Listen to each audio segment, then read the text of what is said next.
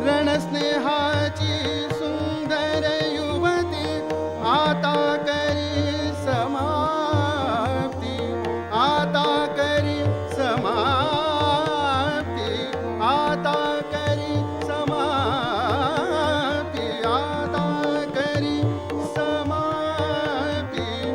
वाटे अस्त्रची हेरी पुहाती, वाटे अस्त्रची हेरी पुहाती, वाटे अस्त्रची हेरी पुहाती. जिंकाया मम जीवा या नवनवल नयनोत्सवा, या नवनवल नयनोत्सवा,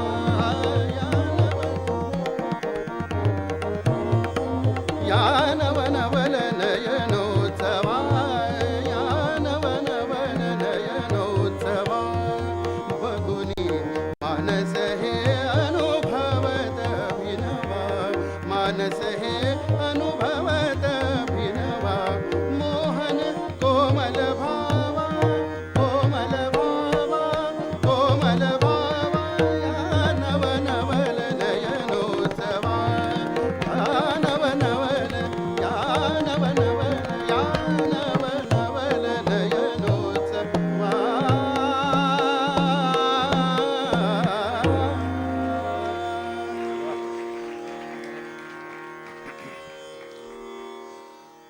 कलाकार आणि त्याचे साथीदार यांचे संबंध किती दृढ असू शकतात त्याची एक गंमतशीर घटना आठवली म्हणून सांगतो.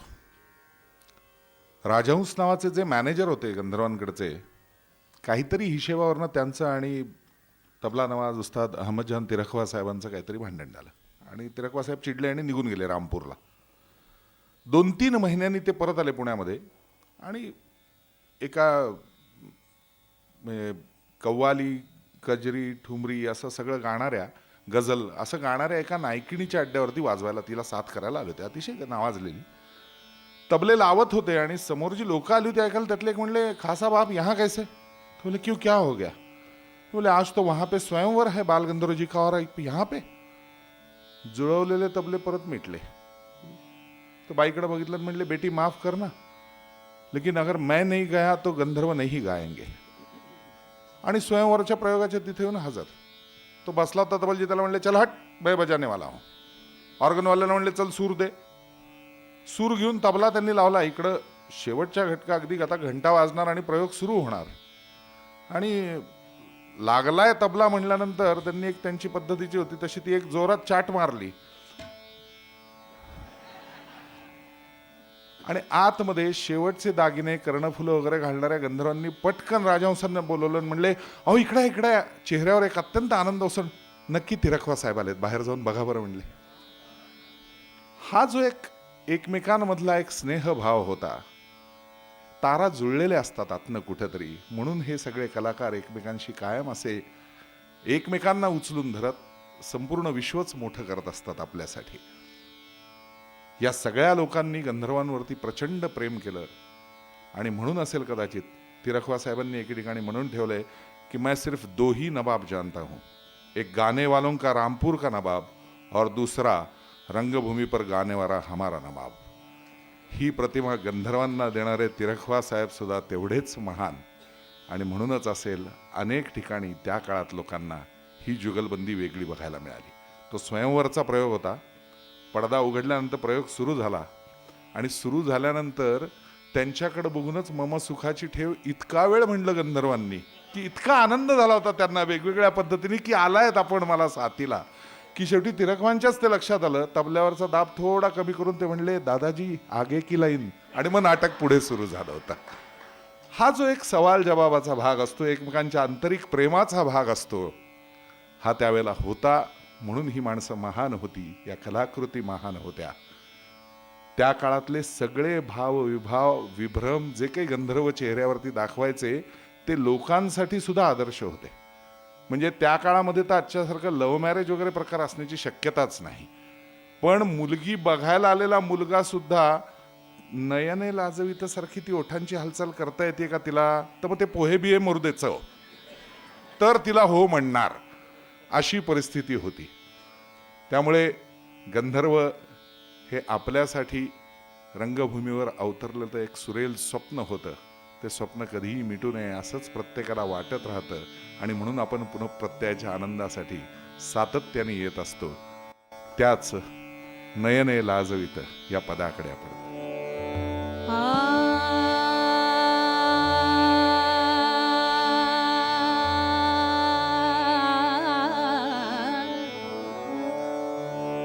नयने लाजवीत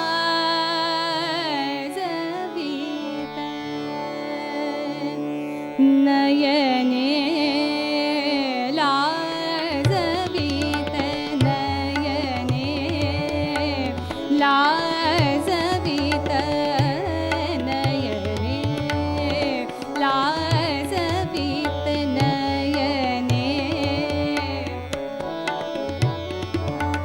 नयने लाजवीत नयने लाजवीत नयने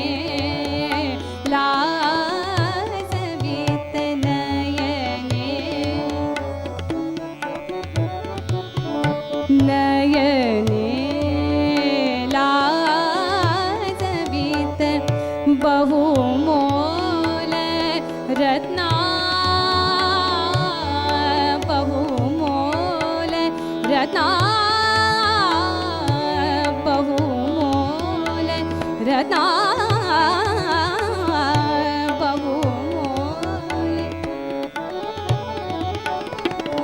बहुमोल रत्ना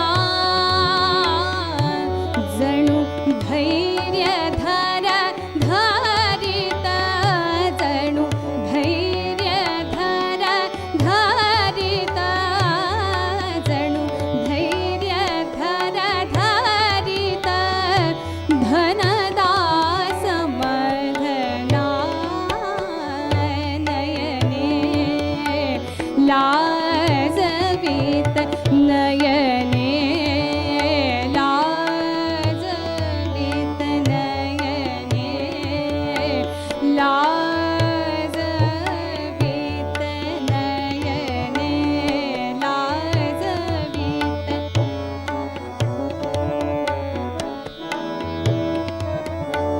नयने लाजवीत नयने ला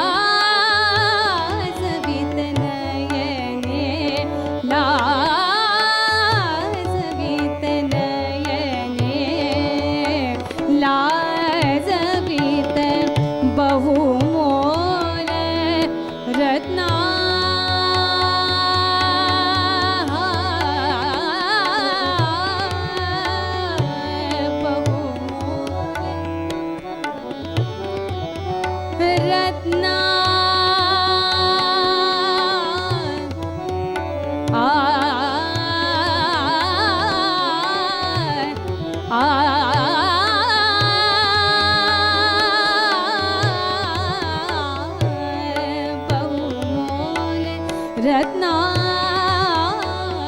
बहुमोल रत्ना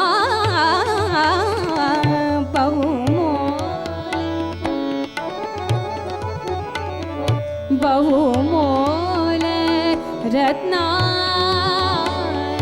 जणू धैर्यधर धरित जणू धैर्यधर धरित जणू धैर्यधर धरित धनदास मदना नयने लाजवीत नयने लाजवीत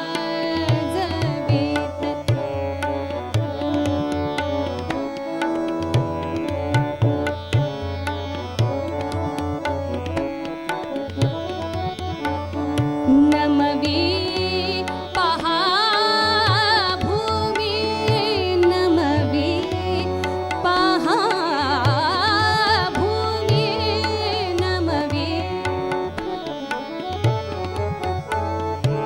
नमवी पहा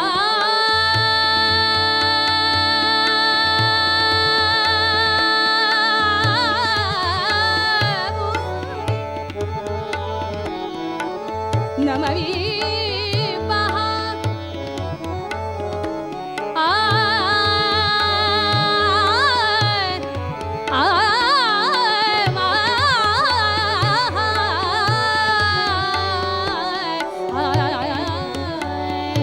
नमवी पहा भूमी नमवी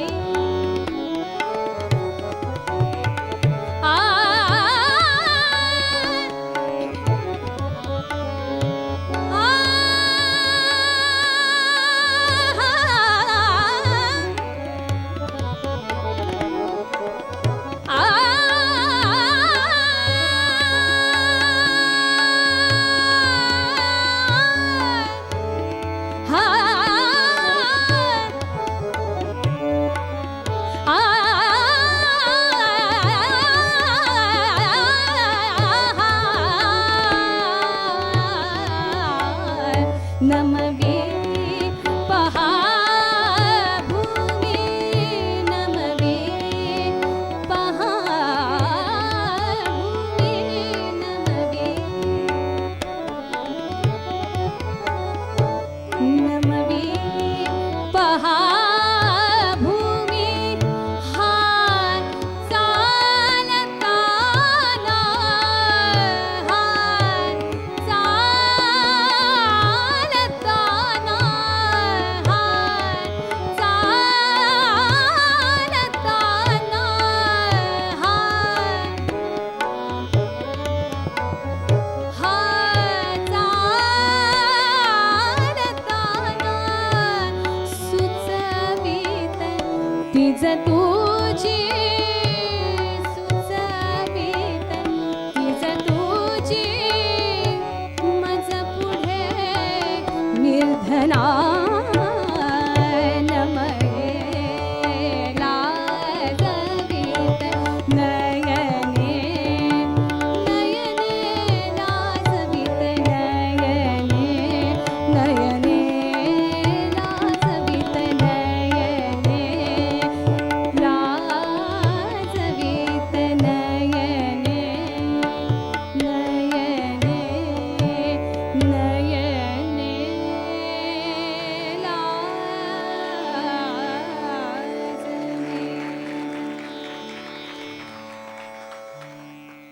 गंधर्वांनी जी नाटकं केली त्या सर्व नाटकांचे विषय सुद्धा खूप वेगळे वेगळे घेतलेत. म्हणजे फक्त पौराणिक, फक्त ऐतिहासिक असं नाही, सामाजिक संदर्भातली सुद्धा अत्यंत उत्तम नाटकं त्या काळामध्ये त्यांनी केली. शारदासारख्या नाटकामध्ये जरठकुमारी विवाहाचा प्रश्न त्यांनी मांडला. त्याच्यामधल्या एका पदात तर लोकमान्य टिळकांचं अख्खं वर्णन आहे. संपूर्ण लोकमान्य टिळकांसाठी लिहिलेलं गाणं आहे किंवा समाज कल्याणासाठी हा माणूस कसं काम करतोय लोककल्याणासाठी आणि तुरुंगात कसा आहे आणि मग अशा माणसाला कसं चांगलं अन्न मिळू शकत नाही पण समाजकार्य स्वीकारलं. विषय जरठकुमारी विवाहाचा, पण त्याच्यामधनं लोकांना स्वातंत्र्याची प्रेरणा देण्याचं काम. जसं कीचकवध हा चित्रपट झाल्यानंतर इंग्रजांना असं वाटायला लागलं की काहीतरी एक वेगळाच हेतू स्वातंत्र्याने प्रेरित असलेल्या लोकांना संदेश देण्यासाठी केला गेलाय का, असेही प्रयत्न त्या काळामध्ये अनेक केले. गुप्तमंजूसारखं नाटक बघा त्या काळात केलेलं. त्या काळामध्ये जेव्हा चातुर्वर्ण्याचा एवढा प्रचंड पगडा होता, अशा काळात सवर्ण घरातली मुलगी दलित मुलावरती प्रेम करते असा विषय नाटकामधून आणलं. मूकनायक सारखं नाटक. त्यामुळे या लेखकांनी सुद्धा आणि गंधर्वांनी सुद्धा नवनवीन प्रयोग त्याचबरोबर केले. सगळ्या भूमिका वेगळ्या वेगळ्या केल्या. मी मगाशी म्हणलं तसं की मुशीमध्ये जाऊन भूमिका बसवणारे होते. याचं उत्तम कारण म्हणजे नंतरच्या काळामध्ये त्यांनी संत परंपरा नाटकात आणता येईल का याचा विचार केला. आणि या संत परंपरेकडे जात असतानाच कराडजवळचे नावी कुलकर्णी नावाचे एक नवीन लेखक भेटले. आधी किर्लोस्कर, गडकरी, देवल, कोल्हटकर या सगळ्यांच्या नाटकांनंतर नावी कुलकर्णींचं एक नाटक त्यांच्या पुढे आलं. संत कान्होपात्रावरचं नाटक होतं. आणि गंधर्वांच्या असं लक्षात आलं की आजपर्यंत आपण केलेल्या स्त्री भूमिकांपेक्षा ही स्त्री भूमिका असली तरी वेगळी आहे, ती संत आहे. आणि त्यामुळे सगळे अभंग गाणारे, ही नाट्यपदं नाही आहेत. आणि अभंग गाताना ती संत असल्यामुळे तिच्या हातात कायम टाळ असतील. आणि मग आपण ही भूमिका आजपर्यंत असं कधीच केलेली नाही. आपण वेगवेगळे भाव विभाव दाखवत आपल्या हातांचा वापर करतो, पण आता हातात टाळ आहेत तर करायचं काय. उत्तम नटाचं हे लक्षण असतं की गंधर्वांनी दर गुरुवारी मंदिरात जाऊन भजनं म्हणायला सुरुवात केली, हातात टाळ घेऊन. दर गुरुवारी जायचं, मंदिरामध्ये भजनं म्हणायची, मनापासून आर्ततेने गायचं, आळवणी करायची विठुरायाची. आणि त्याच वेळेला तो कान्होपात्राचा भाव आपल्यात संपूर्ण यासाठी हातात टाळ घेऊन त्याची कायमस्वरूपी तालीम करत राहायचं. आणि जेव्हा हे पक्क झालं त्यानंतर त्यांनी नाटकामध्ये भूमिका करायला ते उभे राहिले. किती विचारपूर्वक एक एक गोष्ट त्यांनी केली असेल. या काळामध्ये अनेक संत परंपरा त्यांनी त्याच्यामधनं आणली. वेगवेगळे विषय संतांचे लोकांपुढे नेण्याचा त्यांनी प्रयत्न केला. त्या संत परंपरेकडे मुळात आपण मुद्दाम इथून पुढे नाट्यसंगीतातनं थोडंसं वळूया, कारण नाटकाचाच भाग होता पण तरीसुद्धा संत परंपरा. कारण एकीकडे वारी चालू आहे, पुण्यात दोन्ही पालख्या विसावलेल्या आहेत. आणि जी नंतर संपूर्ण खऱ्या अर्थाने वारीमध्ये पारंपरिक पद्धतीने गायली जाणारी सगळी भजनं ही नंतरच्या काळामध्ये आपण स्वरभास्कर पंडित भीमसेन जोशींच्या तोंडून कायम ऐकली आणि ती अजरामर करून ठेवली संतवाणी. त्याची सुरुवात कुठंतरी नाटकांमध्ये गंधर्वांनी आधी केलेली होती. आणि म्हणून भीमसेन जोशींनी सुद्धा असं म्हणून ठेवलेलं आहे, ही सगळीच लोक त्यांना आदर्श मानायची गंधर्वांना. काही शब्दांमध्ये फक्त गंधर्वांचं वर्णन भीमसेनजींनी केलेलं आहे. अण्णांनी असं म्हणलं एके ठिकाणी मुलाखतीत रेडिओवरती की काय हो गोड गळा, जसं बोलायचे तसं गायचे, संपलं. गंधर्वांचं इतकं सुंदर, इतकं समर्पक कमी शब्दात वर्णन फार कमी लोकांनी केलं असेल. आणि ती आंतरिक ताळ जुळलेली असते संगीताची आणि त्यातूनच हे वर्णन येऊ शकतं असं वाटतं. तेव्हा त्या कान्होपात्रामधल्या भजनानी या दुसऱ्या भागाची सुरुवात.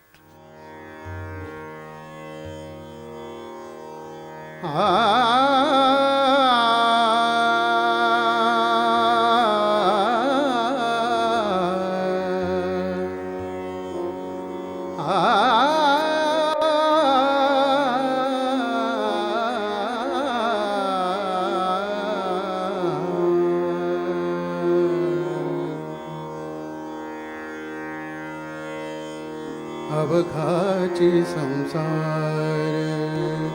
अवघाची संसार, अवघाची संसार, अवघाची संसार, अवघाची संसार, सुखाचा करीन अवघाची संसार.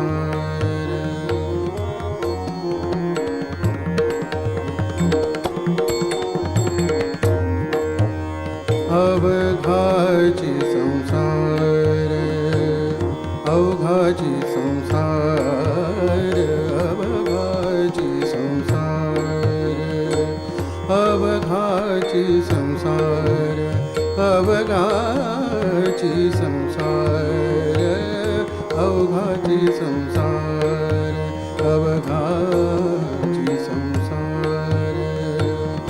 सुख करीन सुखाचा करीन अवघाची संसार सुखाचा करीन सुखाचा करीन आनंदे भरीन आनंदे भरीन आनंदे भरीन आनंदे भरीन तिनी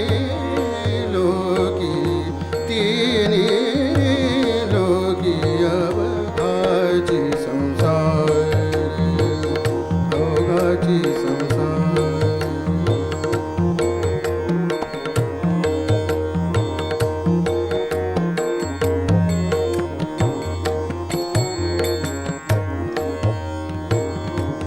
जाईन गे माये तया पंढरपूर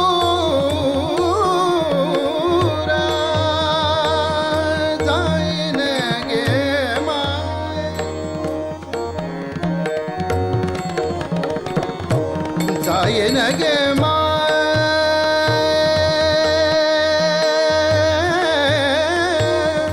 जाईन गे माये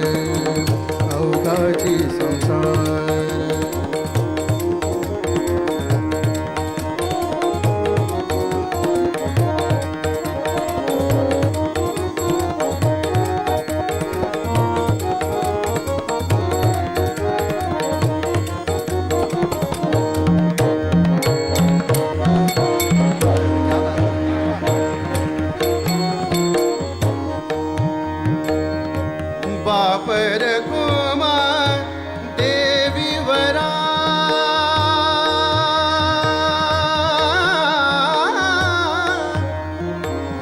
बापर कुमा देवी वरा बापर कुमा देवी वरा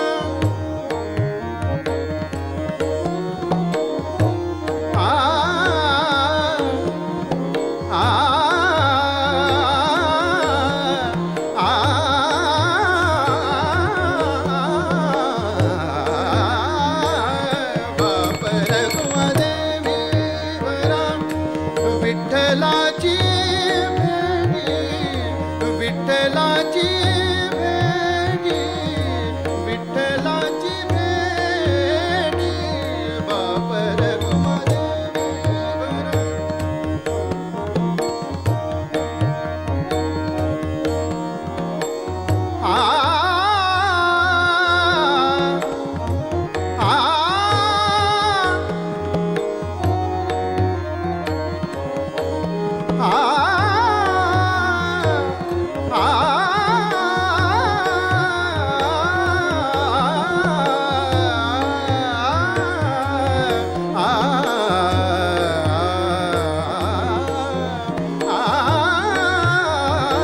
बापर कुमादेवी वरा बापर कुमादेवी वरा बापर कुमादेवी वरा विठ्ठलाची भेटी विठ्ठलाची भेटी आपुलिया सेवेसाठी आपुलिया सेवेसाठी आपुलिया सेवेसाठी येऊनी राहे येऊनी राहे अवघाची संसार अवघाची संसार अवघाची संसार सुखाचा करीन सुखाचा करीन आनंदे भरीन तिन्ही लोक अवघाची संसार सुखाचा करीन अवघाची संसार अवघाची संसार अवघाची संसार अवघाची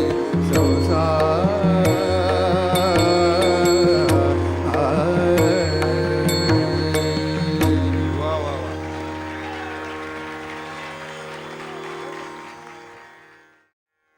जरूर घ्यायला हरकत नाही, फक्त एक गंमत सांगतो. त्या काळातही असे वंसमोर खूप मिळायचे, पण त्या काळात एक वेगळी गोष्ट होती. आम्ही रंगभूमीवरचे सगळे लोक पूजा झाल्यानंतर आपल्या लोकांना नाटक सुरू होणे यासाठी जी घंटा वाजवतो ना, ती घंटा खरं तर पूजा करून ठेवलेली असते आणि ती मग वाजवली जाते, प्रयोग सुरू होणारे, खेळ सुरू होणारे म्हणून. त्या काळात अशी प्रथा होती की जर कोणी आम्ही रूमराव मोठं कोणी आलं, समजा राजाराम महाराज आले, शाहू महाराज आले, असं कोणी आले तर ती घंटा तिथनं उचलून त्यांच्याकडे दिली जायची. सयाजीराव आले समजा प्रयोगाला, आणि मग त्यांनी ती उचलून वाजवली की याचा अर्थ वन्स मोर, म्हणून त्याला म्हणतो ती घंटा वाजलीये.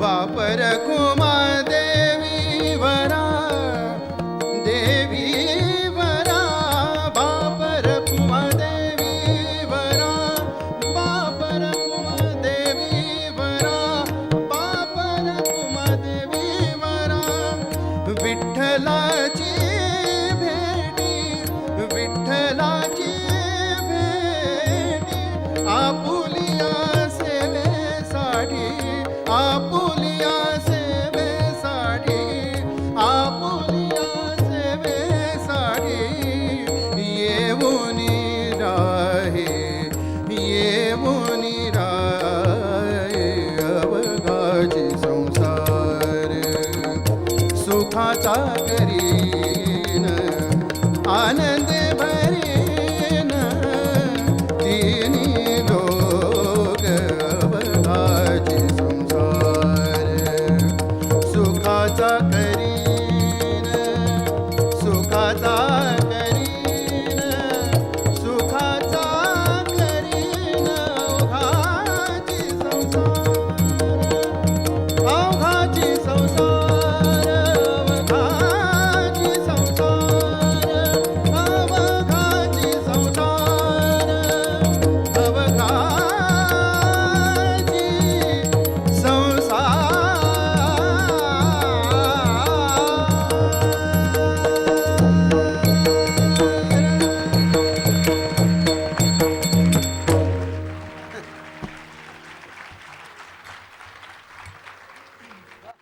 वन्स मोर जरूर झालाय, पण चॅनल्सवरची प्रथा आहे तशी एकदा विनंती करतो की यांच्या वन्स मोर प्रमाणेच माऊली, आमचे जोशी आणि हे परांजपे अशा तिघांसाठी या टाळ्या होऊ द्यात. त्याचं कारण कान्होपात्रा या नाटकाचा अजून एक इतिहास आहे की कान्होपात्राचा इतिहास असा की इतरही माणसं अनेक नावारूपाला येत असतात. खरं तर अभंग म्हणला की त्याला पखावजाची साथ पाहिजे. कान्होपात्रामध्ये अशी साथ करणारे एक गृहस्थ होते आणि पखावज म्हणलं की ती कणिक मळून लावायची असते हे माहिती आहे. तर त्या पखावजच्या कणिक मळण्यापासून ते गंधर्वांचं शरीर मळण्यापर्यंत सगळं काम करणारे त्या कंपनीमधले जे होते त्यांचं नाव पांडुरंगराव बोंद्रे. हे पांडुरंगराव बोंद्रे अत्यंत उत्तम पखावज वादक म्हणून नावारूपाला आले ते ह्या कान्होपात्रामुळे. आणि तितकंच तोडीचं तबल्यावरती आज वादनही यांनी केलेलं होतं असं म्हणावं असं वाटतं. ती आठवण आपल्याला व्हावी असं म्हणून तोही एक इतिहास मुद्दाम सांगितला. एकीकडं ह्या कान्होपात्रांनी जसं गंधर्व संगीत मंडळीला उत्तम नाव मिळवून दिलं तसं उतरत्या काळातही ते नाटक चालू होतं, पण अवखळा यायला लागलेली होती. कारण चित्रपट क्षेत्र आलेलं होतं. चित्रपट क्षेत्राचा विषय म्हणून जाता जाता सांगतो की गंधर्वांविषयीची एक आठवण दुर्गाबाई खोट्यांनी लिहून ठेवलेली आहे. गंधर्वांना दुर्गाबाईंचा अभिनय